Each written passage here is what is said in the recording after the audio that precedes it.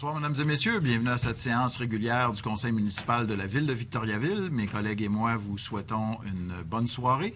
On a évidemment des sujets, encore une fois, très importants pour la soirée. Évidemment, nous aurons également quelques informations à vous donner en dehors des résolutions que nous devons passer ici au Conseil de Ville. Et les présences sont prises, Maître Arcan? Oui. Je pense qu'on a quorum. L'unanimité.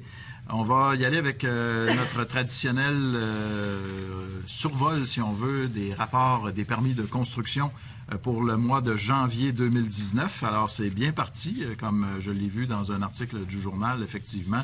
Vous savez que l'année dernière, nous avons eu presque un record en nombre de permis de construction et surtout en valeur. Alors, c'est bien parti pour le mois de janvier. 32 permis de construction émis pour 2019 comparativement à 43 l'an dernier. Le nombre de logements créés, c'est 3 comparativement à 7. Cependant, en ce qui concerne la valeur déclarée, c'est beaucoup plus élevé cette année avec 4 721 785 $ comparativement à 2 875 935 $ en 2018. Vous allez voir qu'il y a eu des travaux majeurs, notamment à la Caisse des Jardins sur le boulevard Boisfranc, pour 1 685 325 de permis. Et il y a également le poste d'essence et le dépanneur qui est situé au coin de la rue Notre-Dame et de la rue Aqueduc pour un permis d'une valeur de 1 450 000 $. Il y aura une consultation publique cette semaine. On l'a annoncé, on en a parlé également au souper du maire. Il y a un nouveau plan d'urbanisme à la ville de Victoriaville, également un plan de mobilité durable. Alors, en marge de l'adoption de ces nouveaux plans, il y a des rencontres individuelles avec un inspecteur municipal qui sont organisées. C'est cette semaine, mercredi le 6 février de 14h30 à 17h30, ici même à l'Hôtel de Ville. Monsieur le directeur général, vous me regardez, est-ce que c'est ici, est-ce que c'est dans la salle ici, la salle du conseil? Non. Ah, c'est la cour municipale. C'est Charles, il faut toujours demander à Charles, c'est clair que c'est ça. Donc, il y aura cette possibilité-là pour les gens de rencontrer un inspecteur municipal pour poser des questions concernant le plan d'urbanisme. De plus, il y a une présentation détaillée du nouveau plan qui aura lieu aussi le 6 février, mais cette fois en soirée à 19h au carré 150. Monsieur Verville, est-ce qu'il faut s'inscrire? Alors, les gens sont bienvenus. Ils peuvent se rendre au carré 150 à compter de 19h. Savez-vous, c'est dans quelle salle? C'est le studio Monique Bourgeois. Le studio Monique Bourgeois. On travaille en équipe ici. Alors, les gens ont les informations. Merci beaucoup pour ça. Collecte du bac brun. La prochaine collecte aura lieu le 11 février, en fait, dans la semaine du 11 février. Et vous savez, nos conseils concernant le bac brun en hiver, on vous invite à le brasser, finalement, pour être sûr que le contenu gelé va pouvoir se déloger lorsque le camion va pouvoir ramasser votre compost. Les activités à venir, il y a plusieurs choses à venir. Distribution des comptes de taxes est à compter de cette semaine. Semaine de la prévention du suicide, c'est aujourd'hui, en fait, c'est cette semaine jusqu'au 10 février. Il y aura, je vous le rappelle, si vous ne le saviez pas, un souper bénéfice demain au Victorin de la part du Centre de prévention suicide Arthabasca-Érable. Alors, j'y serai. On vous attend en grand nombre également. Il y a une nouveauté cette année en termes de spectacle au carré 150. JPL Victo Jazz, c'est du 7 au 9 février. Et la soirée d'ouverture aura lieu jeudi cette semaine au carré 150. Plusieurs spectacles, donc on vous invite à aller visiter notre site Internet ou carrément taper JPL Victo Jazz, vous aurez toutes les informations. Ce sera la journée Raymond Roy le 9 février prochain. Semaine de la persévérance scolaire du 12 au 16 février. On va faire une proclamation dans quelques instants. C'est la persévérance scolaire. Vous voyez ici ce soir, tous les élus portent le ruban vert. Depuis 2009, c'est le symbole de la persévérance scolaire. Alors, à l'Hôtel de Ville, on est très heureux de le souligner, bien sûr. Il y aura un Hop la Ville au mois de février également. Ce sera le 17 février. Il y a le petit carnaval d'Arthabasca qui aura lieu aussi le 17 février. Et le 28 février, c'est la date limite pour participer au concours littéraire Jeunesse Plume. Et à la fin de la séance ce soir, on va vous inviter à demeurer à l'écoute de la télévision communautaire. On va passer une petite vidéo concernant la sensibilisation pour la semaine de la canne blanche. Et mon collègue Patrick aura l'occasion de nous en parler également lors des interventions des élus municipaux. Alors, c'est ça pour les activités pour le mois de février. On va passer à l'adoption de l'ordre du jour. À 2.1. Excusez-moi, Maître Arcan, des changements, des affaires nouvelles? Oui, il y aurait 2 ajouts. 15.1, demande d'aide financière auprès du ministère de l'Environnement. Et à 15.2, suspension d'un employé. Proposeur, Mme Pilon, appuyé par M. Gauthier. Procès-verbaux, celui de la dernière séance à 3.1. Approbation du procès-verbal de la séance tenue le 14 janvier 2019. Proposé par Mme Moreau, appuyé par Mme Lambert. 4.1. Proclamation des journées de la persévérance scolaire qui se tiendront, comme je le disais, du 11 au 15 février 2019. Alors, c'est relatif à cette demande d'appui qui a été formulée par la Table régionale de l'éducation du Centre du Québec à l'effet de proclamer l'édition centricoise des Journées de la persévérance scolaire à Victoriaville qui se tiendront du 11 au 15 février 2019.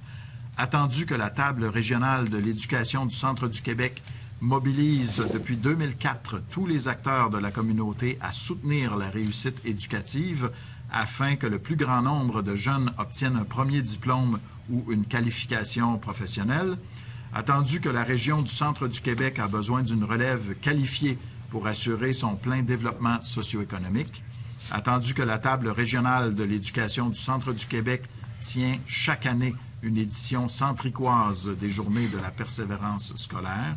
Attendu que dans le cadre de cette édition centricoise des Journées de la persévérance scolaire, la Table régionale de l'éducation du Centre du Québec invite tous les acteurs de la communauté à poser un geste d'encouragement à l'égard de la persévérance scolaire afin de démontrer aux jeunes que la communauté les soutient dans la poursuite de leurs études. En conséquence, il est recommandé que la Ville de Victoriaville appuie l'édition centricoise des Journées de la persévérance scolaire qui auront lieu du 11 au 15 février 2019. M. Paulin et M. Poisson, c'est sûrement adopté à l'unanimité. Merci beaucoup. 6.1. Embauche de personnes au poste de pompier à temps partiel sur liste de rappel au sein du service de la sécurité publique, division des incendies. Alors, il s'agit d'approuver le rapport de M. Francis Anger et de procéder à l'embauche à compter d'aujourd'hui de M. Alexandre Bilodeau, Alexandre Pouliot, Jérôme Raby, Olivier Desharnais, Tommy Plourde, Andy Kirouac et Yann-Alexandre Bellé au poste de pompier à temps partiel sur la liste de rappel au sein du service de la sécurité publique, selon certaines conditions, entre autres l'obligation de subir des examens médicaux, des tests d'aptitude physique et la formation de base pompier 1.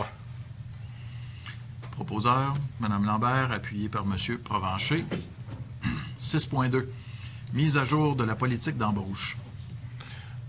Oui, alors la politique d'embauche datait de 2003. Alors certaines modifications ont été apportées, dont entre autres tout ce qui s'appelle la publication des avis d'embauche sur les différents médias sociaux. Alors c'est une actualisation en fait de notre politique qui aurait lieu d'adopter. Proposeur, M. Fréchette, appuyé par M. Morin. 6.3. Modification à être apportée à la description des tâches du poste de technicien en informatique au sein de la division informatique. Oui, également avec l'évolution des technologies au cours des dernières années, il y a lieu de modifier la description de tâches du poste technicien en informatique selon la recommandation du directeur des ressources humaines. Mais malgré la révision de ce poste-là, l'évaluation du poste demeure la même, c'est-à-dire une classe A à l'échelle salariale.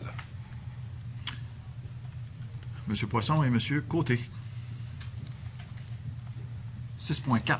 Modification à être apportée à la description des tâches du poste de électromécanicien et à l'ajout d'un supérieur immédiat au sein du service de l'environnement. Et là, on ne parle pas de l'embauche de quelqu'un pour être un supérieur immédiat, mais c'est que quelqu'un qui est déjà en poste deviendra supérieur immédiat de cette personne, juste pour préciser.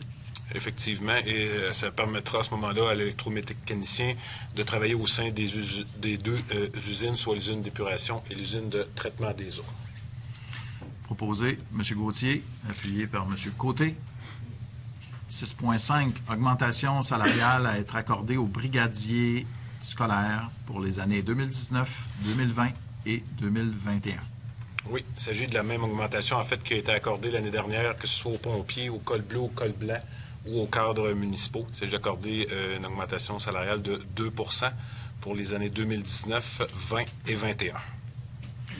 Proposé par Mme Moreau et appuyé par M. Fréchette. 6.6, renouvellement de l'adhésion de la Ville de Victoriaville à la mutuelle de prévention en santé et sécurité du travail pour l'année 2019. Ensuite, au rapport de M. Mercier, directeur des ressources humaines, il y aurait lieu de renouveler l'adhésion de la municipalité auprès du groupe conseil Novo SST au coût de 45 043 $. M. Poisson et M. Gauthier. Du côté des finances, 7.1.1, rapport sur les variations budgétaires.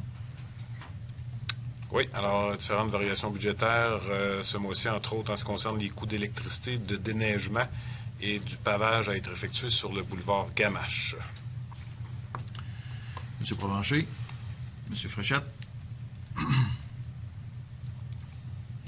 7.1.2, dépôt du rapport de la trésorière concernant l'adjudication d'une émission d'obligations au montant de 14 666 000 $ et ce, en vertu de divers règlements d'emprunt.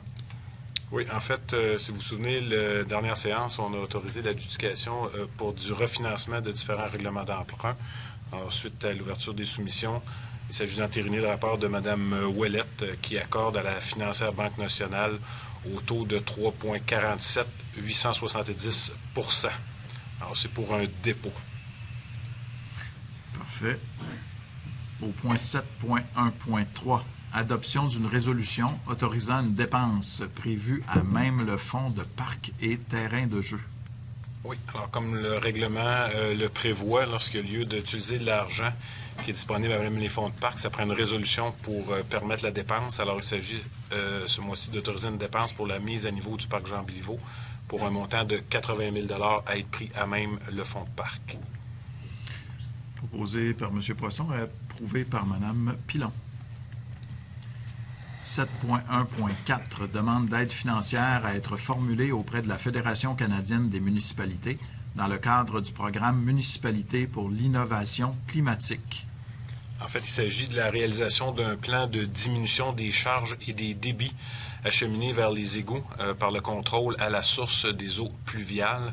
Alors, il y aura lieu d'autoriser M. Joël Lambert à déposer auprès de la Fédération canadienne des municipalités la demande de subvention qui peut correspondre à 80 % des coûts admissibles jusqu'à un montant maximum de 125 000 $. Le projet étant estimé actuellement à 164 000 $. M. Morin et M. Fréchette. 7.1.5, liste des comptes pour le mois de janvier 2019, totalisant 7 368 382 $ et 51 sous.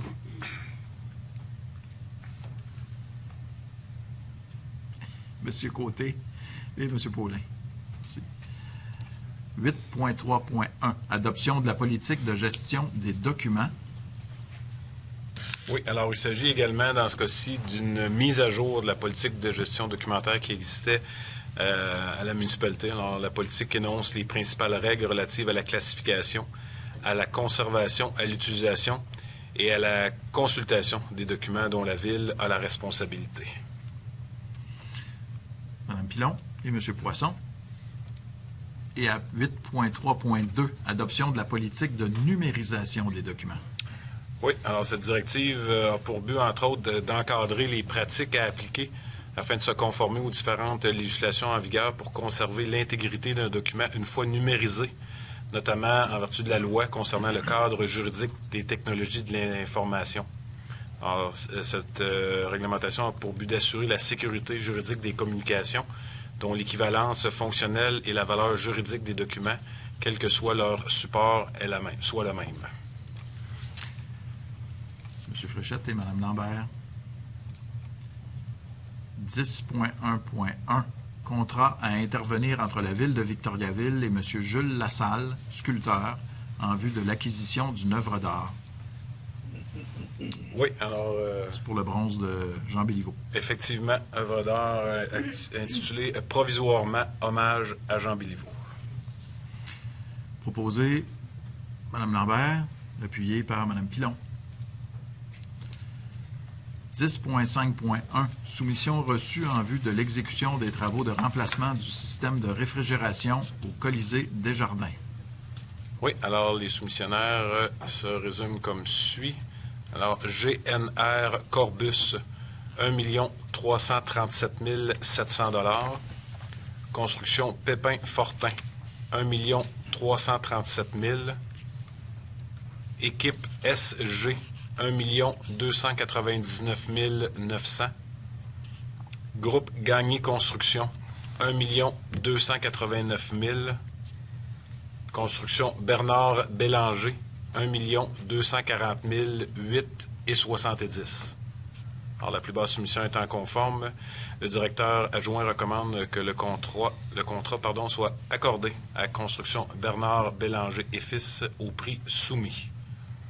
Alors, pour le bénéfice des gens qui nous écoutent également, on a obtenu une subvention dans le cadre de ce projet-là de 435 000 $. Alors, ça nous coûtera donc moins cher que le montant évoqué par Maître Arcan. Alors, j'ai M. Gauthier qui propose, appuyé par M. Poisson. 11.2.1. Demande d'aide financière à être formulée à l'Agence municipale de financement et de développement des centres d'urgence 911 du Québec pour la sécurité civile, volet 2. Oui, en fait, c'est une demande d'aide financière qui peut équivaloir jusqu'à un montant de 10 000 $. Le projet est évalué à 21 000 $ et vise, entre autres, à l'analyse de l'étude d'automates d'appel pour l'alerte à la population par une firme spécialisée, et ça en cas d'urgence, et des préparations d'un plan particulier de rétablissement suite à un sinistre. Mme Lambert, Mme Moreau. 12.2.1. Adoption d'une résolution concernant le règlement numéro 1087-2014 relatif au projet particulier de construction, de modification ou d'occupation d'un immeuble, PPC-moi, concernant l'immeuble situé au numéro 910 boulevard Pierre-Roux-Est. Le projet vise à permettre sur l'immeuble dont vous venez faire mention un usage de vente au détail et en gros de gaz, d'équipements de soudure, d'outillage, d'équipements de sécurité et d'abrasifs. Proposeur M. Poisson, appuyé par M. Gauthier. 12.2.2. Adoption d'une résolution modifiant les règles de régie interne du Comité consultatif d'urbanisme de la Ville de Victoriaville. Oui, il s'agit de modifier les règles de régie interne du CCU de manière à permettre à un membre d'assister et de participer à une réunion du comité par téléphone, par vidéoconférence ou par tout autre moyen de télécommunication. M. Provencher propose. Mme Pilon appuie. 12.3.1. Demande de dérogation mineure concernant l'immeuble situé au numéro 169 rue Honoré. Dérogation mineure formulée par M. Martin Tremblay et Jimmy Blanchette. Dans ce cas-ci, le CCU recommande de refuser la dérogation mineure telle que formulée. Pardon? Je m'excuse. Oui, Martin Turcotte. M. Provencher et Mme Lambert. 12.4.1.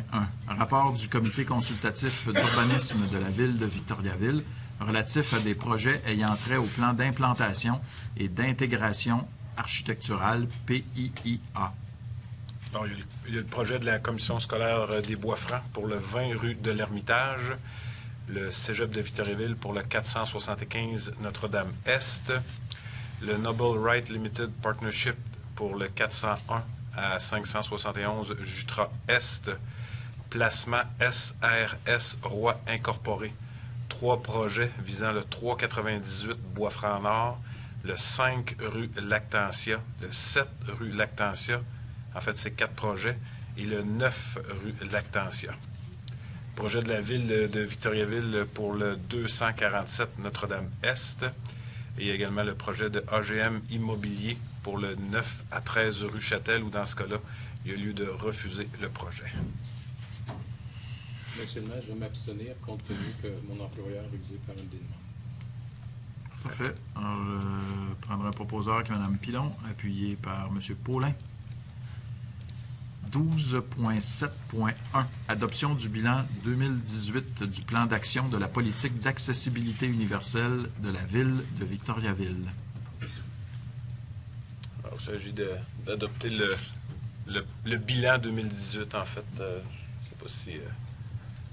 Si vous le permettez, Monsieur le maire, puisque nous sommes dans le 20e anniversaire de l'accessibilité universelle à Victoriaville, j'invite bien entendu nos concitoyens à aller consulter directement le plan d'action, en fait le bilan et les réalisations 2018 de l'accessibilité universelle. Le site internet, et je regarde Charles, vic.to/accessibilité. Vous allez retrouver ce document avec une foule d'actions qui ont été mises en place donc pour la participation citoyenne. Et si vous le permettez, je vais citer 3 exemples, 3 réalisations que je trouvais particulièrement significatives en 2018. Tout d'abord, et c'est vous qui avez eu cet insigne privilège, Monsieur le maire, d'aller chercher à l'Assemblée nationale en juin 2018 la plus haute récompense décernée à une ville par l'Office des personnes handicapées du Québec, le prix à part entière qui récompensait le programme d'intégration pour les jeunes dans nos camps de jour. Et en 2018, ce sont 82 jeunes en défi particulier qui ont pu passer un été magnifique accompagnés par notre service des loisirs dans les camps de jour. Deuxième action, et non des moindres, vous savez, quand on parle d'accessibilité, on pense souvent aux aménagements physiques à Victoriaville. On pense que le service à la clientèle est tout aussi important pour les personnes en situation de handicap. Donc, en collaboration avec la Direction des ressources humaines de Victoriaville, la politique a mis en œuvre un vaste plan de formation destiné aux employés de la ville pour les sensibiliser à la diversité et leur donner des outils concrets pour agir et réagir en présence de personnes en situation de handicap. Troisième réalisation importante, Victoriaville a reçu l'accréditation Destination pour tous, première municipalité en Amérique du Nord il y a 2 ans, et à ce titre a été invitée au sommet mondial Destination pour tous à Bruxelles à l'automne pour pouvoir exposer à d'autres municipalités du monde entier le processus que nous avions enclenché pour faire de notre municipalité une municipalité inclusive et accessible. Je terminerai ce dépôt, si vous le permettez, en remerciant chaleureusement, bien entendu, la collaboration de nos organismes et institutions partenaires, l'ensemble des employés municipaux de chacun des services qui œuvrent au quotidien à faire de Victoriaville une ville inclusive, notre responsable à l'accessibilité universelle. Tout le monde travaille au diapason pour Victoriaville. Merci, M. Paulin. Je présume que vous en faites la proposition. Si vous le permettez, mais je suis sûr que l'ensemble de mes collègues va se garrocher. Je suis sûr qu'il y a quelqu'un pour appuyer également. Mme Pilon. Alors, merci pour ces informations et ces rappels. 12.9.1. Recommandation du Comité des transports visant à modifier les mouvements véhiculaires à l'intersection des boulevards des Bois-Francs-Nord et Pierre-Roux-Est. Visant à autoriser le double virage à gauche du boulevard des Bois-Francs-Nord vers le boulevard Pierre-Roux-Est. M. Côté et M. Poisson. 12.9.2. Recommandation du Comité des transports visant à interdire le stationnement hivernal sur une partie de la rue Alexandre. Oui, en fait, il s'agit d'interdire le stationnement en tout temps, et ce pendant la période hivernale du 1er décembre au 1er avril sur la rue Alexandre, côté Père, face aux immeubles du 72 et 74 rue Alexandre sur une distance d'environ 18 mètres, et du côté impair face au 65 rue Alexandre. Parfait. Proposé par M. Côté et appuyé par Mme... par M. Paulin. Ça va, M. Paulin? Oui, OK, parfait. Non, vous aviez bougé, alors je voulais être sûr que c'est bien vous. Au point 13.3.1, contrat à intervenir entre la Société de développement durable d'Arthabasca, Gestera, et la Ville de Victoriaville concernant l'acquisition de 378 bacs roulants servant à la collecte des matières compostables. Alors, on parle évidemment de bacs bruns. Oui, on parle de bacs bruns de 378 360 litres, pardon, pour un montant total de 35 524,44. Proposé par Mme Moreau, appuyé par Mme Lambert. 14.1.1. Avis de motion à être donné d'un règlement établissant le programme de subvention Victoriaville Ville inclusive pour l'accessibilité résidentielle et dépôt du projet de règlement numéro 1274-2019. Je vais donner l'avis de motion. Merci. 14.1.2. Avis de motion à être donné d'un règlement établissant le programme de subvention Victoriaville Ville inclusive, adaptation des établissements commerciaux et de services et dépôt du projet de règlement numéro 1275-2019.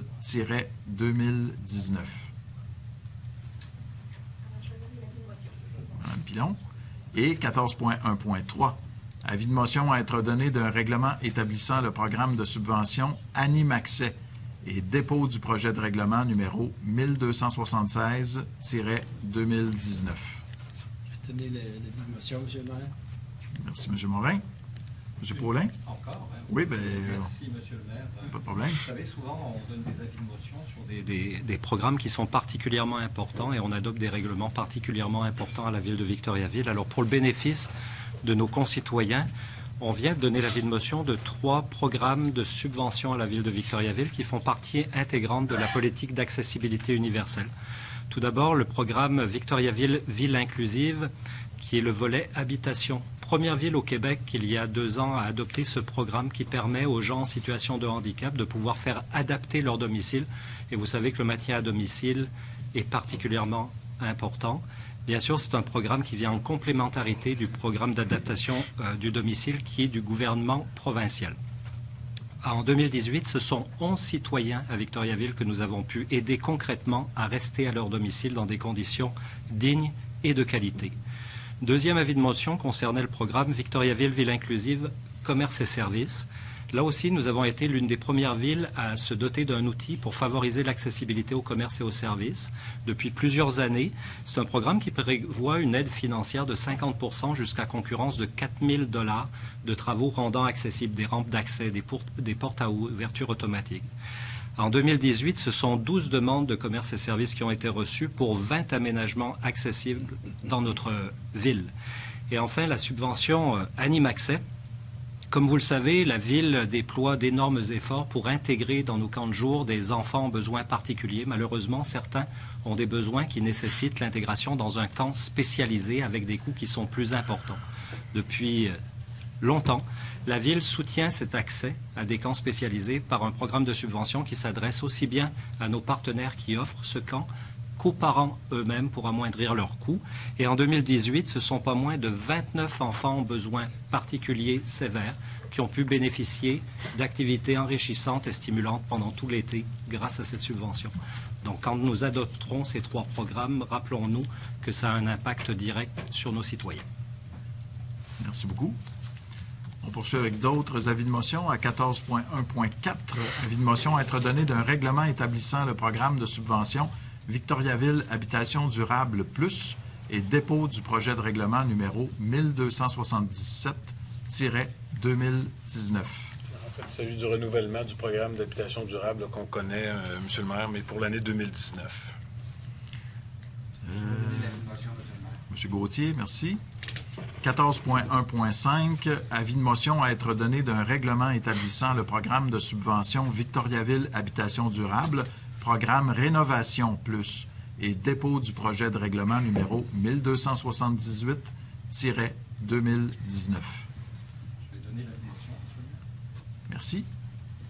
À 14.1.6, avis de motion à être donné d'un règlement modifiant le règlement d'emprunt numéro 1212-2018, décrétant l'emprunt des sommes nécessaires en vue de financer des dépenses en immobilisation, règlement parapluie, et dépôt du projet de règlement numéro 1279-2019.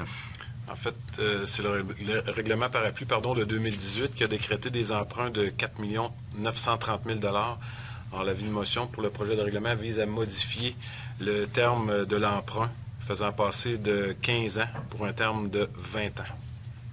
Je Je vais donner avis de motion, M. le maire. M. Provencher. Merci. 14.1.7. Avis de motion à être donné d'un règlement décrétant l'épandage de granulats concassés et l'asphaltage d'une partie des rues Couture, de l'ébéniste, du meunier et du tanneur et dépôt du projet de règlement numéro 1280-2019. Je vais donner la motion, M. le maire. Mme Moreau. Et 14.1.8, adoption du règlement numéro 1259-2018, modifiant le règlement numéro 50-1994 relatif à la circulation des véhicules automobiles, au stationnement et à l'usage des voies publiques. Oui, un véhicule règlement qui vise entre autres à régir le stationnement sur les terrains du cégep de Victoriaville et à modifier les amendes relatives au stationnement de la commission scolaire. M. Poisson et M. Gauthier. Je m'abstiens encore là, M. le maire. Je m'abstiens. Oui. Je m'abstiens. Monsieur Provencher s'est retiré, évidemment, compte tenu du dossier qui touche la commission scolaire. 14.1.9, adoption du règlement numéro 1270-2019, modifiant le règlement numéro 1111-2015, décrétant la tarification des biens, des services et des activités de la Ville. Oui, il s'agit de la mise à jour annuelle de notre règlement de tarification qui vise entre autres à remplacer l'annexe 2 qui vise les services de la division de l'informatique. L'annexe 4, on parle des services de ressources financières matérielles. De l'annexe 7 pour les travaux des services effectués par les travaux publics, ainsi que l'annexe 8 pour le service de l'environnement. Proposé par Mme Moreau, appuyé par M. Provencher. 14.1.10, adoption du règlement numéro 1271-2019, décrétant l'emprunt des sommes nécessaires en vue de financer des dépenses dans le cadre de l'exécution de travaux à des postes de pompage et à l'usine d'eau potable Amel. Oui, on parle d'un emprunt ici de 3 585 000 visant des travaux de mise à niveau du poste de pompage Poliquin, de la Joie, Arthabasca, Lapierre et des Mélèzes, ainsi que de l'ajout d'un groupe électrogène au poste de pompage Valère. Proposé par Mme Lambert, appuyé par M. Fréchette. Merci. 14.1.11, adoption du règlement numéro 1272-2019, décrétant l'emprunt des sommes nécessaires en vue de financer des dépenses dans le cadre de l'exécution de travaux de réfection de trottoirs et de pavage sur diverses rues et pistes cyclables de la municipalité. On parle d'un emprunt ici d'un montant de 4 549 800 $. Proposé par M. Poisson et appuyé par M. Côté. 14.1.12, adoption du règlement numéro 1273-2019, décrétant l'emprunt des sommes nécessaires en vue de financer des dépenses en immobilisation à être réalisées en 2019, règlement parapluie. Oui, dans ce cas-ci, on parle d'un emprunt au montant de 3 340 100 $. M. Morin, Mme Moreau. 14.2.1, désignation d'un représentant municipal au sein de l'organisme Roulibus Incorporé. Oui, il s'agit de procéder à la désignation de M. Patrick Paulin à titre de représentant municipal. Proposé par Mme Pilon, appuyé par Mme Moreau. 14.2.2, désignation d'un officier délégué au sein du comité d'admission de l'organisme Roulibus Incorporé. Oui, Est-ce que c'est le comité d'admission? Oui, c'est ça. Oui, c'est effectivement le comité d'admission des usagers. Alors, il s'agit de désigner M. Pierre Roberge à titre d'officier désigné, d'officier délégué, au sein du comité d'admission de Roulibus. Proposé par M. Côté, appuyé par M. Paulin. 14.2.3, entente à intervenir entre la Ville de Victoriaville et le Cégep de Victoriaville concernant la gestion des stationnements. Voilà, ça fait suite à l'adoption de la modification au règlement de circulation que l'on a fait un petit peu plus tôt, relative à la gestion des stationnements. Alors, il y a une entente à intervenir entre le Cégep et la Ville de Victoriaville pour convenir des façons de fonctionner. Mme Lambert et Mme Moreau. Aux affaires nouvelles, à 15.1, demande d'aide financière à être formulée auprès du ministère de l'Environnement et de la lutte contre les changements climatiques dans le cadre du projet de restauration du barrage Zaché-Langlais. Alors, il s'agit d'autoriser M. Serge Cyr à déposer une demande d'aide financière dans le cadre du projet d'aide financière à la mise aux normes de barrages municipaux et à signer tous les documents nécessaires au nom de la Ville. On parle ici de la possibilité d'aller chercher 300 000 $, ce qui correspondrait à 66 % du coût du projet. M. Provencher et M. Fréchette. 15.2, suspension d'un employé municipal. Proposé par M. Poisson et appuyé par M. Paulin. Intervention des membres du conseil municipal au 16.1. M. Paulin, on parlait tout à l'heure de choses et d'autres, mais notamment de la semaine de la canne blanche. Exact, je vous en ai apporté une, je vais vous la laisser. Effectivement, Monsieur le maire, si vous le permettez, je vais parler de canne blanche, bien sûr. Je ne parle pas de celle qu'on voit sur les plages des Caraïbes en hiver, mais un peu plus sérieusement de la canne blanche. Petit rappel historique, si vous le permettez, hein, c'est en 1921. D'après ce que l'on sait, à Bristol, au Royaume-Uni, qu'on va inventer la canne blanche. C'est un photographe qui a subi un accident, qui a perdu la vue et qui voudrait se rendre plus visible dans la circulation automobile, donc canne blanche. 9 ans plus tard, à Paris, une riche aristocrate parisienne qui demeure proche d'un foyer pour personnes aveugles dans le secteur du boulevard de Courcelles. Je le précise parce que vous connaissez bien Paris, donc vous vous situez. Qui remarquent leur difficulté à traverser les rues qui commencent à être achalandées par les hippomobiles et les automobiles. Ça nous ramène dans un temps des chevaux. Ça aussi, vous connaissez bien les chevaux. Cette dame remarque également que les agents de police qui font la circulation ont un bâton blanc pour faire arrêter les automobilistes. Elle pense donc à la canne blanche pour nos personnes en déficience visuelle. Et elle va se mobiliser, elle mobilise les journaux parisiens, le préfet de police, et à partir de ses fonds propres, de ses deniers propres, elle va distribuer 5000 cannes blanches aux personnes aveugles françaises. On est dans les années 30. Il n'y a pas encore Facebook ni Twitter. D'ailleurs, M. Trump aurait été particulièrement triste à cette époque. Mais la nouvelle se répand et l'Angleterre va adopter également la canne blanche. Ça va être le Club Rotary qui va distribuer ces cannes blanches. Ça se répand aussi aux États-Unis. Ça s'en va du côté de l'Illinois où c'est le Club Lyon qui va reprendre le flambeau en distribuant ces cannes blanches. Quant au Canada, ça va être en 1947 que le Canada institue la semaine de sensibilisation, première semaine de février, semaine de sensibilisation à la déficience visuelle, semaine de la canne blanche. Alors, après ce bref historique, qui est fort intéressant, vous l'avouerez, l'OPHQ estime à Victoriaville qu'on aurait 600 personnes en déficience visuelle. Une majorité est âgée de plus de 65 ans, mais on a au moins une cinquantaine de personnes de moins de 35 ans qui vivent avec ce handicap. Quelques astuces pour, si vous avez une envie d'aider les personnes en déficience visuelle, et ça peut vous faire sourire, mais c'est très, très important. D'abord, quand vous rentrez en contact avec une personne aveugle, identifiez-vous auprès d'elle, soit en l'appelant par son nom, soit en lui touchant doucement le bras. Ça va lui éviter de faire le saut et ça va vous permettre d'établir un bon contact.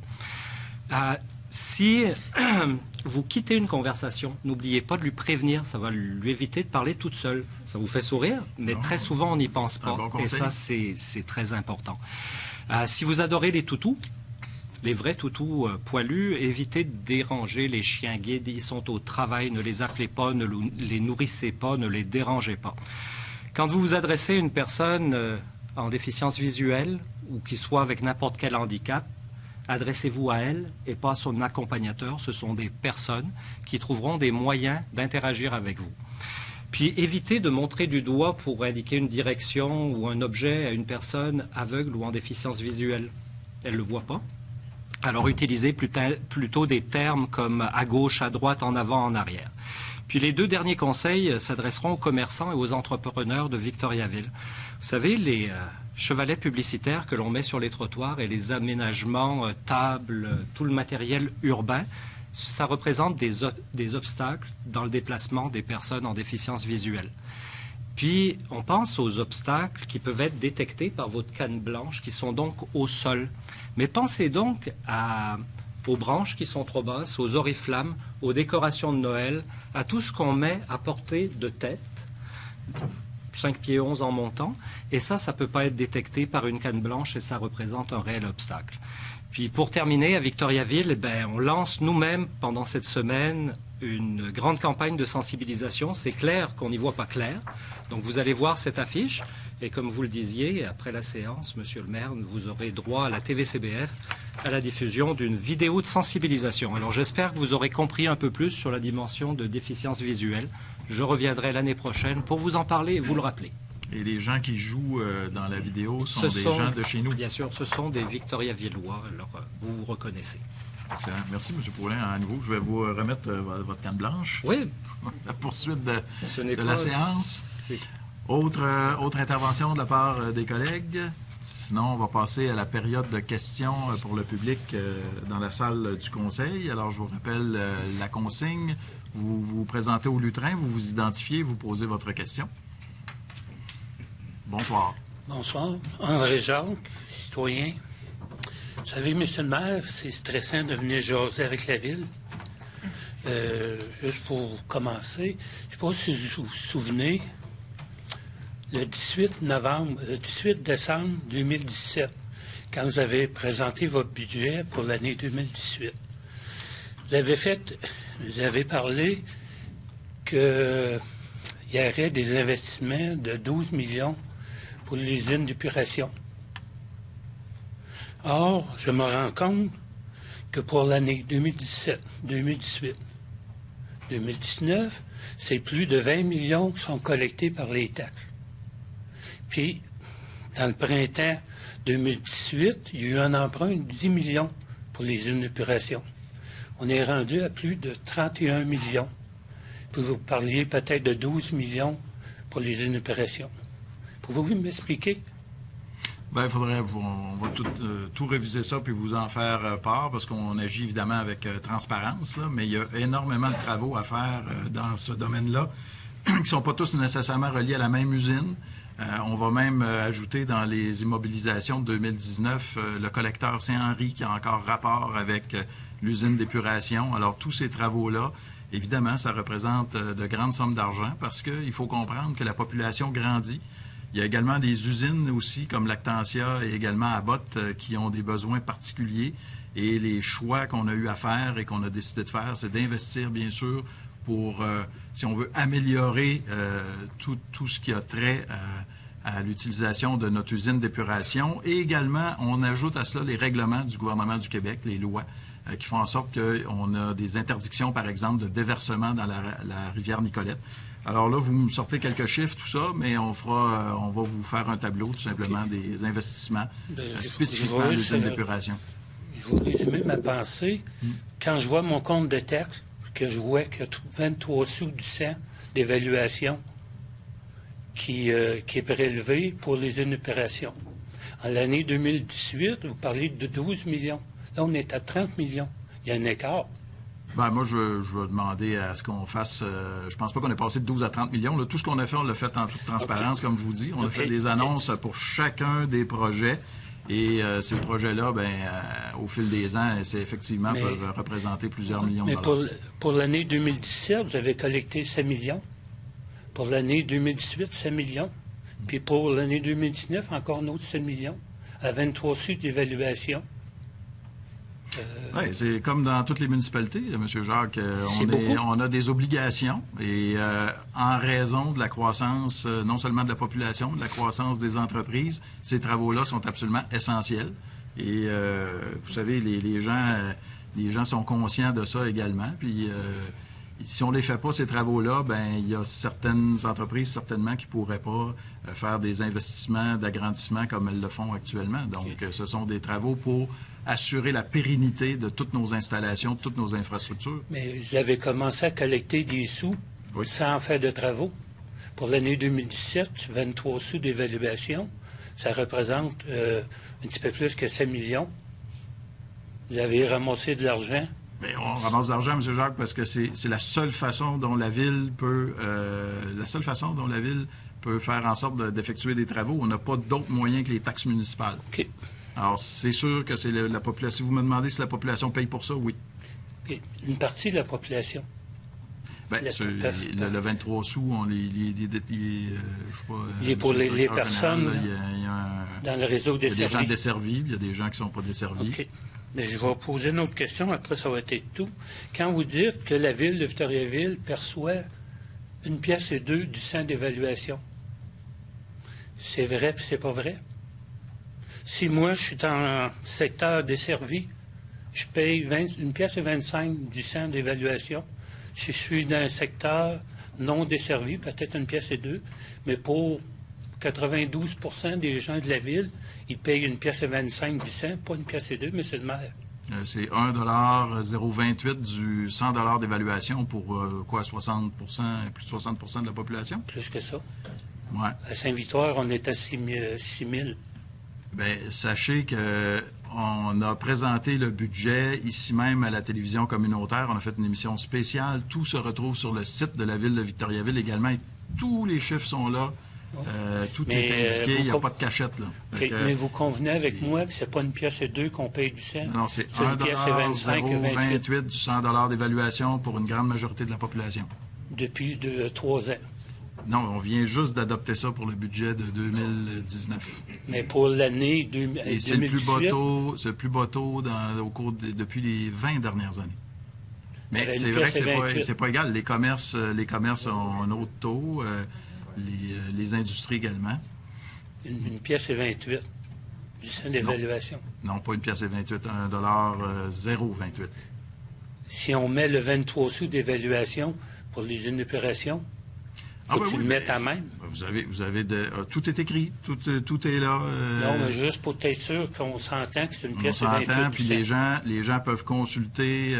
Tout est disponible sur le site de la Ville de Victoriaville. Mais j'aimerais ça que vous me répondiez. Est-ce que c'est 1,28 pièce du centre que les gens payent? Non, les gens payent le taux de taxe est de 1,028 du 100 d'évaluation pour le compte résidentiel. Évidemment, vous pouvez ajouter à ça certains montants pour on paye aussi pour ramasser les poubelles, on paye pour ramasser le recyclage, le compost.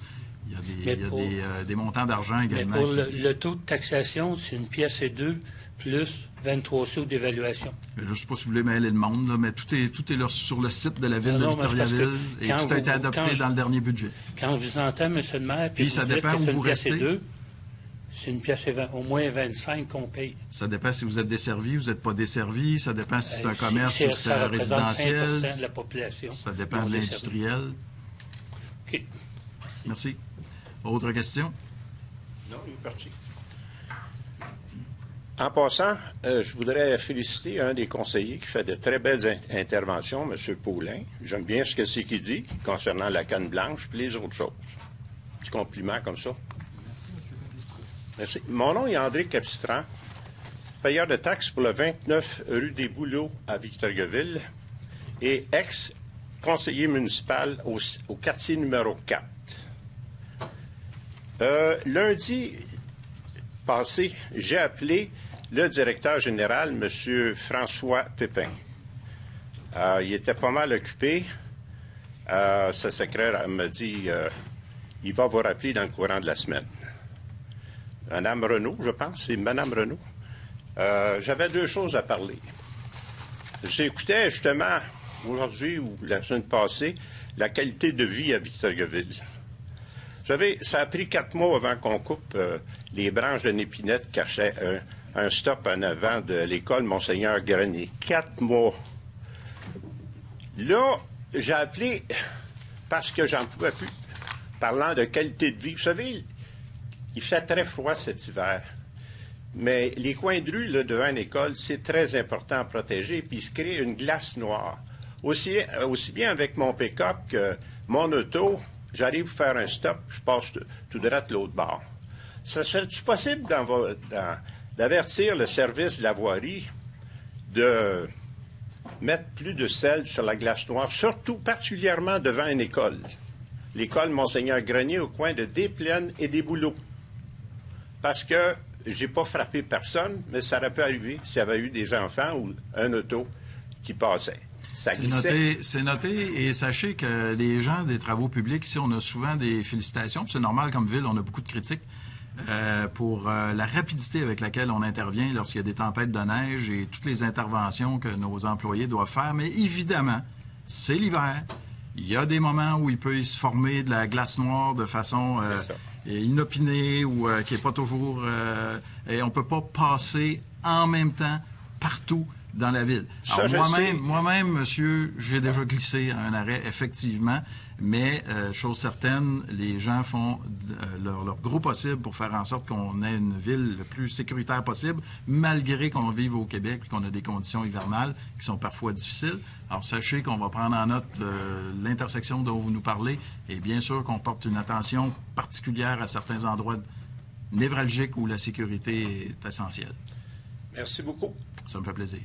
Donc, Mme Renaud m'avait dit appeler le comité des plaintes ou des citoyens, mais de mémoire, là, j'avais appelé en 2017 concernant l'épinette, puis après ça, au mois de mars, en 2018, puis j'ai jamais entendu parler par eux autres. Fait que, tu sais, ça peut arriver que quand la tempête a lieu ou suite après que ça soit glissant, mais durant 3 jours devant une école, apportez, s'il vous plaît, une attention spéciale. Mettez un peu plus de sel.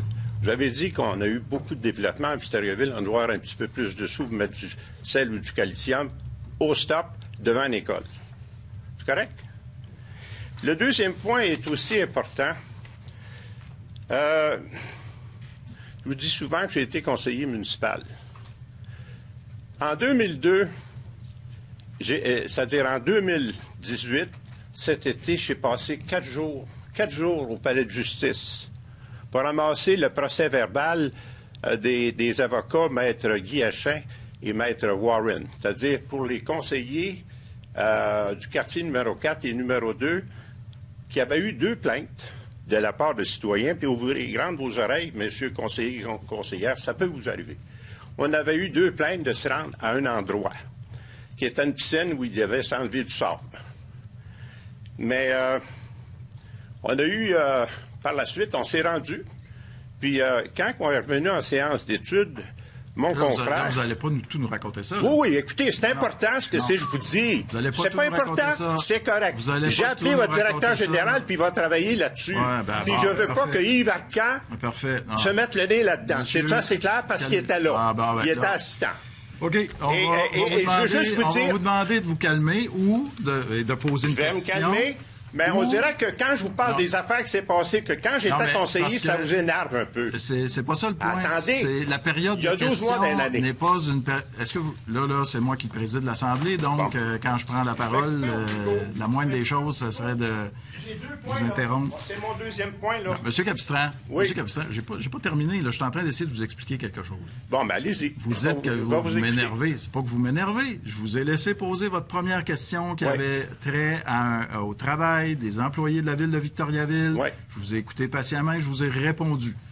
Vous arrivez avec un autre sujet où vous partez sur des histoires de 2002 et vous nous racontez, et vous revenez, vous êtes en train de raconter quelque chose. On ne veut pas que vous racontiez, on veut que vous posiez des questions parce que c'est ça le règlement de la période de questions. C'est de venir, de s'adresser à nous pour nous poser des questions si ça regarde la ville. Et là, vous accusez l'un et l'autre, vous voulez pas que ce soit un ou l'autre, vous nommez des noms, et c'est là que je perds patience. Bon, ben, parce qu'on n'est pas là pour ça. Obligé de prendre on est là pour répondre aux questions. J'ai appelé le directeur, il m'a rappelé vendredi. Il m'a rappelé, puis j'ai expliqué le cas. Depuis, moi, j'avais déjà appelé M. Arcan l'année passée, le 5 de juin. Encore là. Le lendemain de la séance. J'attends encore son appel. Est-ce que vous avez une question? Lui, il m'a rappelé vendredi. Je vous demande d'aller vous asseoir. OK. Je vais aller m'asseoir, mais je vais revenir. Non, vous n'allez pas revenir. Est-ce que le nom de Mme Sonia Lebel, vous savez, la noire, là, avec les grosses lunettes, les ministres de la Justice, est au courant du dossier? Alors, l'Assemblée est levée, mesdames et messieurs. C'est triste que ça se termine comme ça, encore une fois, mais on doit maintenant... On doit maintenant quitter parce qu'on n'est pas capable de finir la période de questions finalement. Donc, je vous rappelle que tout de suite après la séance de conseil, vous allez voir à la télévision communautaire des Bois-Francs la petite vidéo dont M. Paulin nous parlait tout à l'heure concernant la sensibilisation à la semaine de la canne blanche. Alors, je vous invite à l'écouter. Merci d'avoir été là. Je vous souhaite évidemment un bon mois de février. On se retrouve au mois de mars pour une autre séance du conseil. Merci beaucoup et bonne soirée. Donc, la séance est levée. C'était demandé par Mme Monroe.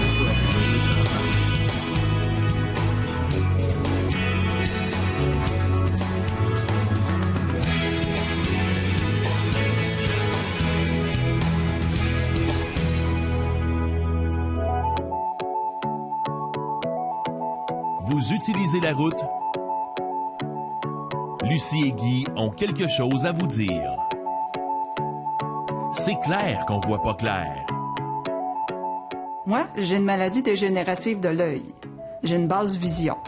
Mais je suis pas aveugle, par exemple. Mais j'ai besoin d'une carte blanche pour me déplacer. Moi, j'ai une déficience visuelle sévère. Alors, c'est pour ça que je me déplace avec un chien guide. Faut jamais le déranger quand il est au travail. Ça peut compromettre ma sécurité. Quand j'arrive sur un coin de rue, il y a des plaques podotactiles. Ça, c'est la plaque en fonte qu'il y a par terre, qui a des points dessus, des bosses. Ça m'aide pour savoir que je suis rendu au coin de la rue. Je le sens avec ma canne et avec mes pieds. Alors, je sais que je suis traversé, puis je suis en sécurité. Les gens pensent que mon chien est super intelligent, puis il sait quand est-ce que le feu de piéton est actionné. Ben non, c'est pas de même, ça marche. Le chien, il voit pas la lumière verte, ni le petit bonhomme. C'est moi qui le sais quand traverser. Puis là, s'il y a un danger, le chien va arrêter. Mais ce qui m'aide encore plus, c'est quand je peux actionner un feu sonore. Alors là, il y a une petite musique qui joue, puis ça m'indique quand traverser, puis la ligne de traverse. Mise au point. Il y a une fois, il y a une personne qui est arrivée et m'a fait traverser la rue. Elle m'a même pas salué. Elle m'a poigné le bras comme ça, puis elle m'a fait traverser. Je suis arrivé de l'autre côté. Je savais pas où j'étais rendu. Je traverse la rue au centre-ville. Je lève mon bras pour indiquer aux automobilistes que je traverse. Je suis un passage piétonnier. J'arrive à peu près au milieu de la rue. Un auto qui me passe à peu près à 3 pieds devant moi de mon chien. Hey, est-ce que ça t'arrive, toi, que t'es au coin d'une rue? Il y a un automobiliste qui klaxonne. Puis il klaxonne une autre fois. Puis là, à un moment donné, il dit « Hey, c'est à ton tour à traverser. » Je peux pas le savoir que c'est à moi qui parle. Puis même, il paraît qu'ils me font des grands signes. Mais moi, j'y vois pas. Moi, avec ma canne blanche. Puis moi, avec mon chien guide, me semble qu'on voit bien. Qu'on voit pas clair. En partageant la voie publique, soyons courtois et vigilants.